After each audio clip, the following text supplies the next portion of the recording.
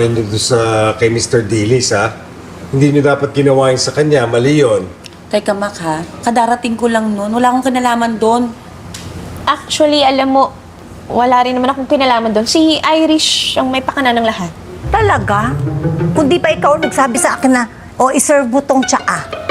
Nilagyan ko lang naman ng yung detox powder natin, yung binibenta natin. Effective yun eh. Tsaka safe naman yun, organic. Anyway, mali pa rin yung ginawa ninyo. At kayong tatlo, parang magkakasabot kayo nung ginawa niyo yun. Tinong yung tao, ang tagal-tagal na nung samahan niyo, oh. Ilang oras na ba siya doon? Bah, mahigit isang oras na. Tama ba? Sandali. Tama ba yung ginawa mo? Oh. Nakipag-meeting ka sa isang developer na hindi ka man lang nagsabi sa akin? Bakit? Kung nakipag-meeting ako sa isang developer, bakit may alam ka ba sa pag-develop ng mga building? Hindi yun ang Wala ka namang point. alam? Hindi yun ang point. Alam mo yan.